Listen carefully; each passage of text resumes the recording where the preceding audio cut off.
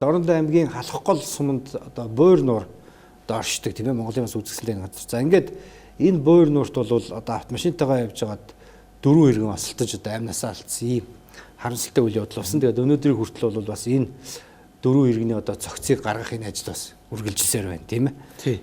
Энэ өөрөө бас их хүн нөхцөлтэй юм байл дээ. Чи өөрөө хөлдөө мөссөн нууранд ийм харамсалтай үйл явдал болсон. Тэгээд энэ хүмүүс болохоор бол одоо Сүхбаатар аймгаас Дорнод аймагт сар шинийн өдрөд золгууд хийх гэж явсан. Тэгээд орон нутгийн биш хүмүүс учраас зам идэхгүй одоо ийм айхтар эрсдэлтэй нөхцөл болсон. Тэгэхээр одоо энэ мэдээг хөрөхийн өмнө юу гэж хэлж байгаа вэхээр ерөөсөө амнасаа л үүдээгүй иргэд минь ялангуяа бити энэ гол нуурын мөсөн дээгүүр за гайгүй үз гэж битгий ингэж зорчооч гэдгийг л одоо бас онцгойлон анхаарч хэлмээрээ. За мэрэгжлийн байгууллагуудаас ч гэсэн энэ жилээс онцгойлон анхааруулж байна. За ялангуяа энэ жил бол одоо олон жилийн дунджаас дулаахан өдрүүд их олон байсан учраас энэ томоохон гол нууруудын мөсөл бол ерөөсөө хөлдөөгүй байна. Тэгэхээр энэ одоо буур нуурын мөсөний тухайд бол сая энэ аймаг орон нутгийн удирдлага нь хэлж байна л д. Сая хэмжилт хийж үзсэн мэрэгжлийн байгууллагууд одоо олон жилийн өмнөх жилийн дунджуудаас авч үзэхэд буур нуурын мөсөл нэмгэн байна.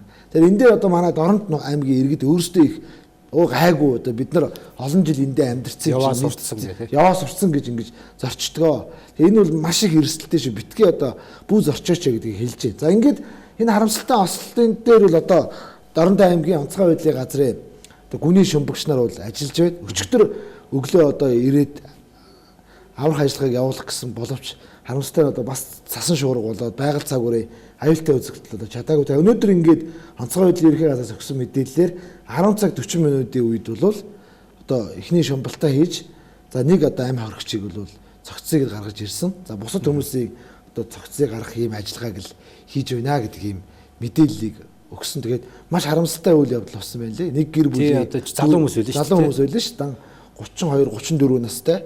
Тэгээд 12-оос одоо нэг насны хоёр хүүхэдийг ингэж амнасаа алдсан. Маш ийм харамсалтай. Тэгээд одоо сүүлийн 3 жилийн дотор 16 7 хүн одоо зөвхөн гол нуурын усанд живж амнасаа алдсан байж тээ. Өвлийн үйлрэлтэй. Энэ жил ихтэл одоо ингээд 6 7 хүн бараг. Тэгээд одоо усанд нөгөө автомашинтайгаа живсэн хүмүүсийг гаргаж ирэхин ажил бас одоо зарим хүмүүсийг удаашралтай байна гэж шүүмжлээд байгаа шүү. Тэгээд халах гол сумд өөрөө одоо байгалийн онц аюултай юм шуурга болоод ирсэн байгаа. Тэгээд энэ шуурганы үеэр бас ус руу хамаагүй одоо шумбаж бас болдгүй юм байна.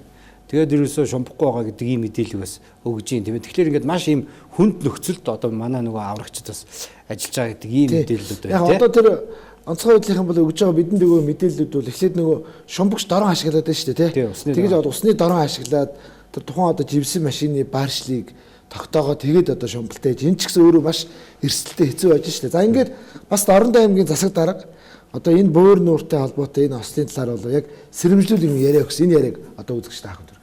Хүүтнэрч одоо борч байгаатай холбоотойгоор мөсөдөө нэмгэрж цөмөрх аюултай байна.